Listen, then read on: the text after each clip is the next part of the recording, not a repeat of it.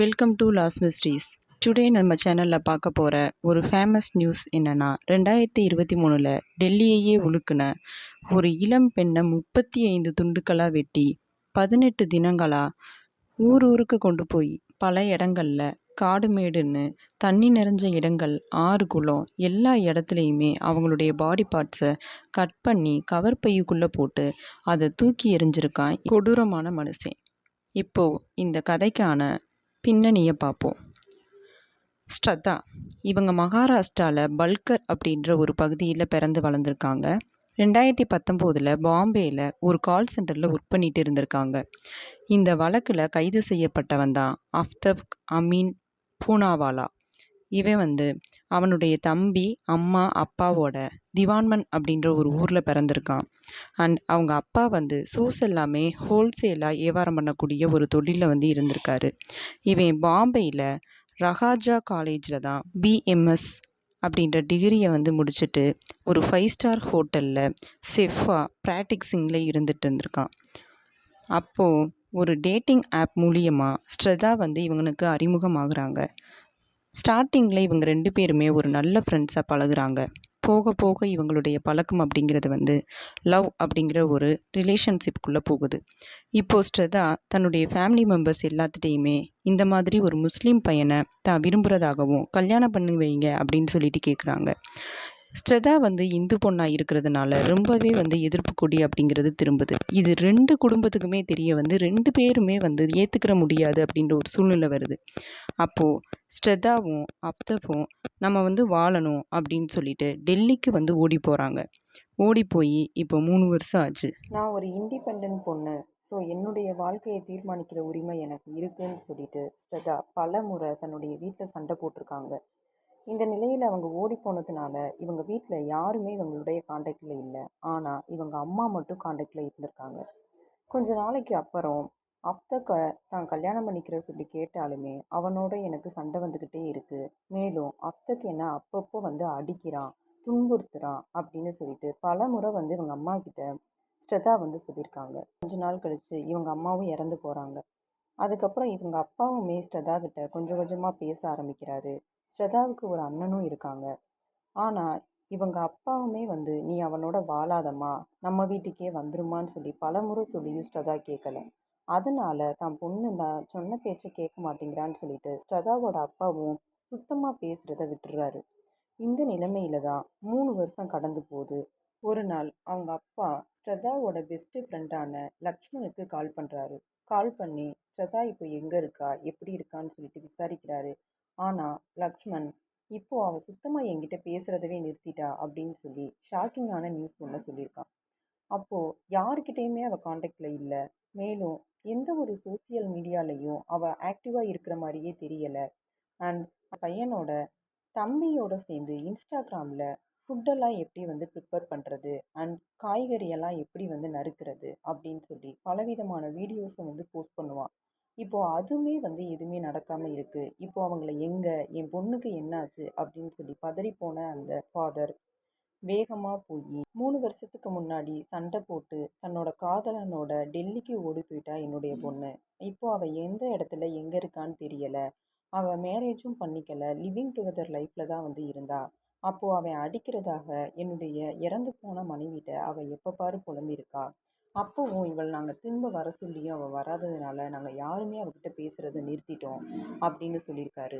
மேலும் இப்போ அவள் எங்கே இருக்கா, என்ன பண்ணுறா அப்படின்ற எந்த ஒரு தகவலும் இல்லை. ஃபோன்லேருந்து எல்லாமே சுவிட்ச் ஆஃபில் இருக்குது. தயவு செஞ்சு என்னோட பொண்ணை கண்டுபிடிச்சி கொடுங்கன்னு சொல்லிட்டு அந்த ஃபாதர் ரொம்பவே கதறி அழுகிறாரு. இதை கேட்ட போலீஸ் உடனே இதுக்கான ஸ்டெப்ஸ் எடுக்கிறாங்க. இவங்க அந்த மொபைல் ஃபோனோட ட்ராக்கை வச்சு எங்கே இருக்குது இந்த சிக்னல் அப்படின்னு சொல்லிட்டு பார்க்குறாங்க. அப்படி பார்க்கும்போது தான் டெல்லியில் சாட்டக்பூர் அப்படின்ற ஒரு இடத்துல பப்பாட்டி அப்படின்ற ஒரு ஏரியாவில் இருக்கக்கூடிய ஒரு அப்பார்ட்மெண்ட்டில் அந்த சிக்னல் காட்டியிருக்கு. இப்போ போலீஸும் இந்த பொண்ணோட அண்ணன், அப்பா இப்படி எல்லாரும் சேர்ந்து போய் அந்த அப்பார்ட்மெண்ட்டில் காலிங் பெல் அமுக்குறாங்க.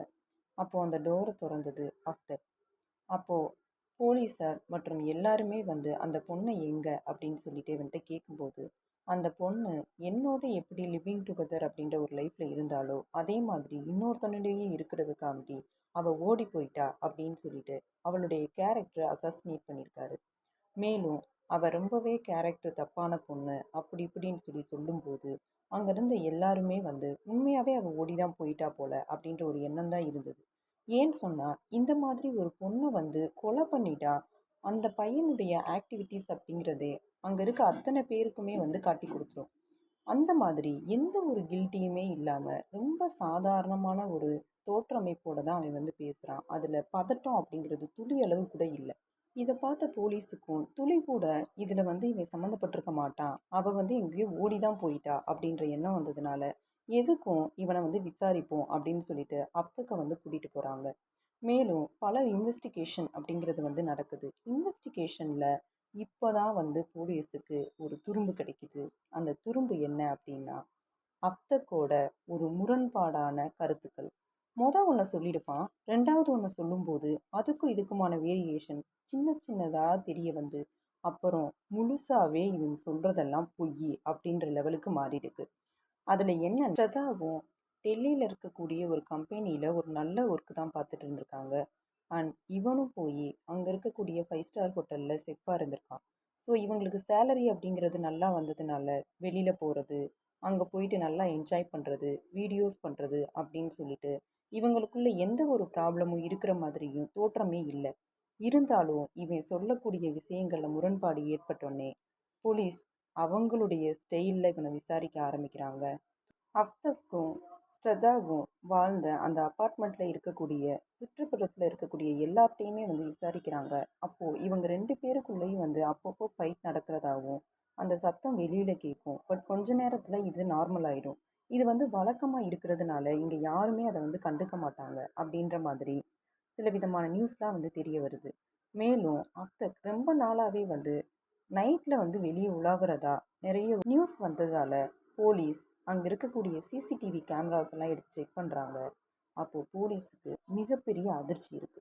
ஏன்னா மே 18 இருந்து அடுத்த நாள் நைட் 2 மணி கரெக்டா ஆன உடனே அஃப்தக் ஒரு பேக்கோட வெளியில வருவான். ஊரு ஃபுல்லா சுத்த ஆரம்பிச்சான். இது ஒவ்வொரு ஏரியாலையுமே ஒவ்வொரு தடவையுமே கேமரால பதிவாகிக்கிட்டே இருந்திருக்கு. இது தொடர்ந்து 18 நாள் வரைக்குமே நீடிச்சிருக்கு. அதுக்கப்புறம் நைட்ல வந்து அஃப்தக் வெளியில போகல. ஸோ இதுக்கு பின்னாடி இருக்கக்கூடிய மர்மம் என்ன, அந்த பேக்குக்குள்ள இருந்தது என்ன அப்படின்னு சொல்லிட்டு போலீஸ் இன்வெஸ்டிகேஷனை அஃப்தக்ட இருந்து ஆரம்பிச்சோம் அப்படின்னா ரொம்பவே பெட்டரா இருக்கும் அப்படின்னு சொல்லிட்டு அஃப்தக்டையே போறாங்க. இப்போ அஃப்தக்ட பேச ஆரம்பிக்கிறாங்க. அஃப்தக் தன் மனசுல இருக்க எல்லாத்தையுமே சொல்ல ஆரம்பிக்கிறான். ஏன்னா இவங்க கண்டுபிடிச்ச டீட்டெயில்ஸ்லேயே மேக்சிமம் அஃப்தக் மாட்டிக்கிட்டான். அஃப்தக் தந்த வாக்குமூலம், அதாவது ஸ்ரத்தா கூட ரொம்பவே லைஃப்பை என்ஜாய் பண்ணிக்கிட்டு இருந்தான் அப்படின்னே சொல்லலாம். அவங்களோட சேர்ந்து டூர் போகிறது, நல்லா சுற்றி பார்க்குறது, நிறைய பிளாக்ஸ் எடுத்து போடுறது, அண்ட் தன் தம்பியோட சேர்ந்து இன்ஸ்டாகிராமில் ஃபுட்டு எல்லாத்தையுமே வந்து எப்படி பண்ணுறது அப்படின்னு சொல்லிட்டு பலவிதம் தன்னுடைய லைஃப் ரொம்பவே ஜாலியாக தான் போயிட்டு இருந்துச்சு அப்படின்னும். பட் அப்பப்போ வந்து ஸ்ரதா என்னை மேரேஜ் பண்ணிக்கோ, இப்படி இருக்கிறது எனக்கு வந்து வெளியில் போகும்போது வரும்போது ரொம்ப அவமானமாக இருக்குது, என் வீட்டில் பேரண்ட்ஸுமே என்னை ஏற்றுக்க மாட்றாங்க அப்படின்னு சொல்லிட்டு சண்டை போட ஆரம்பிச்சிருக்காங்க. இதனால ஒவ்வொரு வாட்டியும் ஒவ்வொரு காரணம் சொன்ன அஃப்தக் மே 18 அன்னைக்கு இதே மாதிரி ஸ்ரதா கேட்குறாங்க. கேட்கும்போது ஒரு அளவுக்கு மேலே கோவப்பட்ட அஃப்தக் அவங்களுடைய கழுத்தை பிடிச்சி நெரிக்கிறான். நெரிச்சு நெரிச்சு அவங்க மூச்சு திணறலாகி அங்கனையே வந்து தன்னுடைய மூச்சவே வந்து விட்டுடுறாங்க. இப்போ அஃப்தக்குக்கு நம்ம கொலை பண்ணிட்டோம் அப்படின்ற மாதிரி ஃபீல் ஆகி ரொம்பவே அழுகுறான் அப்படின்னு மட்டும் நினைக்காதீங்க. அவன் ஒன்றுமே பண்ணலை. அவனுடைய மோட்டிவ் என்னன்னா, இவ செத்துட்டா இனிமேல் நம்மளை கல்யாணம் பண்ணிக்கிற சொல்லி கேட்க மாட்டான் அப்படிங்கிறது மட்டும்தான். இப்போ நெக்ஸ்ட் அவன் என்ன ஸ்டெப் எடுத்தான் அப்படின்னா, அந்த பணத்தை எப்படி நம்ம யாருக்குமே தெரியாம மறைக்கிறது அப்படின்னு சொல்லிட்டு மட்டும்தான். இப்போ அவனுக்கு கைவந்த கலையா இருக்கக்கூடிய தொழில் என்னன்னா செஃப். அதுல எப்படி கோழிக்கறியை எப்படி டக்கு டக்கு டக்குன்னு வெட்டுவோமோ அதே மாதிரி இவளை வெட்டிட வேண்டியதான் அப்படின்ற ஒரு எண்ணம் அவனுக்குள்ள வருது. ஸ்ரதாவோட பாடி எடுத்துட்டு அவங்க பாத்ரூம்குள்ள போறான். ஃபுல்லாத்தையுமே ஃபுல்லா பீஸ் பீஸா கட் பண்றான். இதுலயும் அவங்களுடைய தலைப்பகுதியை மட்டும் தனியா கட் பண்ணி அதை ஒரு ஓரமா வச்சிடறான். 26 வயசு பொண்ணோட உடம்ப 35 பீஸ்களா பாட்டா போஸ்ட்மார்ட்டம் பண்ண மாதிரி கவர் பைக்குள்ள போட்டு பிளாக் கலர் கவர் பையா ஒரு 15 பேக்ஸ் எல்லாம் அப்படியே கொண்டு போய் வெளியில போட்டுறலாம் அப்படின்னு ஒரு எண்ணத்துக்கு வரான். ஆனாலும் இவ்வளோ பேக்ஸை நம்ம அந்த அப்பார்ட்மெண்ட்ல இருந்து கொண்டு போகும்போது யாராவது பார்த்தாங்கன்னு சொன்னா அவங்களே ஐவிட்னஸ் ஆயிடுவாங்க அப்படின்னு ரொம்ப இன்டெலிஜென்ட்டா யோசித்து அதுக்கான ஒரு முடிவெடுக்கிறான். அதுதான் நைட் டைம். நைட் டைம் அப்படின்றப்போ யாருமே பார்க்க மாட்டாங்க அப்படின்னு நினச்சிக்கிறான். ப்ளஸ் அந்த பக்கம் ஃப்ரீடம் அப்படிங்கிறதும் நைட்டில் அதிகமாகவே இருக்கும்னு நினச்சிக்கிறான். ஏன்னு சொன்னால் அந்த உடம்ப பாட்டாக கட் பண்ணி வெளியில் போட்டோன்னா நைட் டைமில் அங்கிட்டு இருக்கக்கூடிய நாய்கள் இதெல்லாம் அதை சாப்பிட்டுடும். ஸோ இதை எல்லாத்தையும் இந்த மாதிரியே அழிச்சிடலாம் அப்படின்னு சொல்லிட்டு ஒரு சைக்கோ மைண்ட் செட்டுக்கு போகிறான். ஸோ இதுக்கான ஒரு டவுட்ஸ் வந்தது அப்படின்னு சொன்னால் அவை ஃபுல்லாகவே யூடியூப், கூகுள் அப்படின்னு சொல்லிட்டு பலவிதமான வெப்சைட் மூலியமா ஒரு பாடியை எப்படி கட் பண்ணுறது, அதில் பிளட் எல்லாத்தையுமே எப்படி க்ளீன் பண்ணுறது, டோட்டலாக வாசனையே இல்லாமல் எப்படி மாற்றுறது அப்படின்னு சொல்லிட்டு பல வீடியோஸை ரெஃபரன்ஸாக எடுத்துக்கிறான். அதில் அப்போ ரொம்ப ஃபேமஸாக இருந்த அமெரிக்கன் வெப் சீரீஸான டெக்ஸ்சர் அதை பார்த்து தான் இதுக்கான ஃபுல் இன்ஸ்பிரேஷனும் தனக்கு வந்துச்சு அப்படின்னு அவன் சொல்லியிருக்கான். எனக்கு அப்போ தெரியலை எந்த ஒரு மர்டருமே பெர்ஃபெக்ட் மர்டராக இருக்கிறதுக்கான வாய்ப்புகள் துளி கூட கிடையாது அப்படின்னு சொல்லிட்டு. அப்புறம் டெய்லி நம்ம ஒவ்வொரு பேக்காக ரெண்டு பேக்காக கொண்டு போய் தானே போட முடியும். அதுக்குள்ளே இந்த பாடி பார்ட்ஸ் ஃபுல்லாகவே அழுகிடுச்சு அப்படின்னு சொன்னால் வீடு ஃபுல்லாக வாசனை அடிக்க ஆரம்பிச்சிருமே. ஸோ என்ன பண்ணுறது அப்படின்னு சொல்லிட்டு யோசிச்சவன் அடுத்த நாளே 13 லிட்டரு தாங்கக்கூடிய ஒரு ஃப்ரிட்ஜை வாங்கிட்டு வரான். அந்த ஃப்ரிட்ஜுக்குள்ளே இந்த பேக்ஸ் எல்லாத்தையுமே வைக்கிறான். அந்த தலையை மட்டும் தனியாக வைக்கிறான். ஏன்னு சொன்னால் டெய்லி சண்டை போட்டுக்கிட்டு இருந்த ஸ்ரதா இனிமேல் தன்னோட சண்டை போட மாட்டாங்க. அதனால அந்த சண்டை போட்ட முகத்தையாவது பார்த்துக்கிட்டே இருப்போமே அப்படின்னு சொல்லிட்டு டெய்லி அந்த ஃபேஸை போய் பார்க்கறது அப்படின்னு ஒரு சைக்கோத்தனத்தை வெளிப்படுத்திக்கிட்டே இருந்திருக்கான். இந்த நிலைமையில ஜொமோட்டோவில் ஆர்டர் பண்ணி அங்கேயே சாப்பாடையும் சாப்பிட்ருக்கான். அங்கேயே டெய்லி படுத்தும் தூங்கியிருக்கான். இந்த நிலைமை ஒரு நாள் 2 நாள் இல்லை, கிட்டத்தட்ட 3 மாதம். 3 மாதம் கழிச்சு தான் இப்போது போலீஸ் அப்படிங்கிறது இன்வெஸ்டிகேஷன் நடத்திட்டு இருக்காங்க. ஸ்ரதாவும் இவனும் மீட் பண்ண அதே ஒரு டேட்டிங் ஆப்பில் நிறைய பொண்ணுங்களோட காண்டாக்டில் இருந்திருக்கான். அதே ரூமுக்குள்ளே பல பெண்களோட உல்லாசமாகவும் இருந்திருக்கான். எப்படித்தான் முடிஞ்சதோ ஒரு பொண்ணை கொன்று பாட்டாக கட் பண்ணி அதே ஃப்ரிட்ஜுக்குள்ளே வச்சுட்டு அதே வீட்டுக்குள்ளே இவ்வளவு சந்தோஷமா கொஞ்சம் கூட கில்ட்டினஸ் இல்லாமல் ஒரு மனுஷனால் இருக்க முடியும்னா கண்டிப்பாக முடியாது. இவனை மிருகம்னு சொல்ல முடியாது, சைக்கோன்னு சொல்ல முடியாது, அதுக்கும் மேலனே சொல்லலாம்.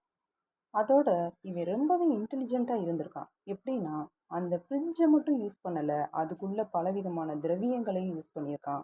ஃபார்மால்டிஹைடு அப்படின்ற மாதிரி அந்த பொருட்கள் எதுவுமே கெட்டு வாசனை வெளியிலேயே வந்துடக்கூடாது அப்படிங்கிறதுல ரொம்பவே சேஃப்டியாக இருந்திருக்கான். நிலையில தான் ஸ்ரதாவோட ஃபாதர் மிஸ்ஸிங் கம்ப்ளைண்ட் கொடுத்து இந்த கேஸ் அப்படிங்கிறது போலீஸ்கிட்ட போயிருக்கு. இப்போ இது எல்லாத்தையுமே வாக்குமூலத்தை கேட்ட அந்த போலீஸ் ஸ்டேஷனே ரொம்ப நடுங்கிட்டாங்க. ஏன்னு சொன்னால் 35 பீஸ் அப்படிங்கிறது தான் இதில் இருக்கக்கூடிய ஹைலைட்டே. அதில் செகண்ட் ஹைலைட் என்னன்னா அவை ரொம்ப இயல்பாக இருந்தது. அதோட இந்த விஷயம் 3 மாதத்துக்கு முன்னாடி நடந்திருக்கு. ஆனால் இப்போ வரைக்குமே இவனுடைய கில்ட்டினஸ் தெரியவே இல்லை. இவனுடைய நடவடிக்கையில் எந்த ஒரு மாறுதலும் இல்லை. டெய்லி கிளம்பி வேலை பார்க்க போயிருக்கான். அண்ட் ஹோட்டலில் போயிட்டு அந்த வேலையெல்லாம் முடிச்சிருக்கான். வீட்டுக்கு வந்திருக்கான், ஆர்டர் பண்ணியிருக்கான், சாப்பிட்ருக்கான், பொண்ணுங்களோட சுற்றிருக்கான். அங்கே இருக்க அப்பார்ட்மெண்ட்டில் யாரை பார்த்தாலுமே அவன் நார்மலாக இருந்ததுக்கான அடையாளம் மட்டும்தான் இருந்ததை தவிர்த்து அவங்க முகத்துலையுமே எந்த ஒரு இப்படியெல்லாம் அவன் பண்ணுவானா அப்படின்னு கூட அவங்க யோசிக்கக்கூடிய நிலைமையில கூட அவங்க இல்லைன்னே சொல்லலாம். அப்புறம் இவன் கொடுத்த வாக்குமூலம் எல்லாமே நியூஸ் சேனலில் தீ மாதிரி பரவுது. அப்போது டெல்லியே ஆடி போச்சுன்னு சொல்லலாம்.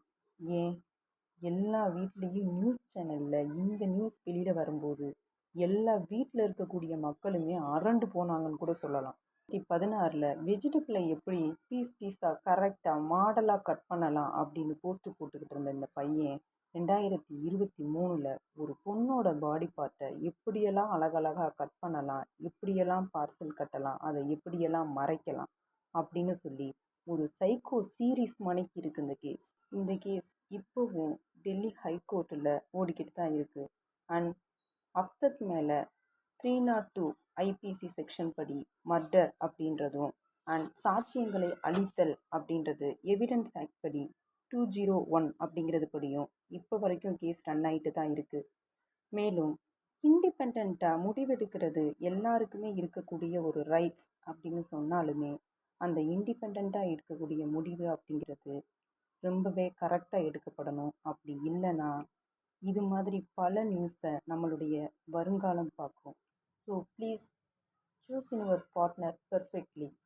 இதனால் பாதிப்படைய போகிறது நீங்கள் மட்டும் கிடையாது, இந்த சொசைட்டி, உங்கள் வீடு, அதில் இருக்கக்கூடிய மெம்பர்ஸ், உங்களுடைய வருங்கால தலைமுறை அப்படின்னு எல்லாமே தான். லிவிங் டுகெதர் லைஃப்னால மட்டும்தான் இவங்க இறந்தாங்க அப்படின்னு சொல்ல முடியாது. ஏன்னா பேரண்ட்ஸ் பண்ணி கொடுக்கக்கூடிய பல திருமணங்கள்லையும் இது மாதிரி நடக்க வாய்ப்பு இருக்குது. ஆனால் எதுனாலும் உங்களுடைய சாய்ஸ் அப்படிங்கிறது கரெக்டானதாக இருக்கணும் அப்படிங்கிறது முக்கியமான ஒன்று. ஸோ இது மாதிரி பல கேசஸை ஃபுல்லாக டெஃபினிஷனோட பார்க்கணும் அப்படின்னு நினச்சா நம்ம சேனலை subscribe, comment, share, like. Thank you. Bye bye.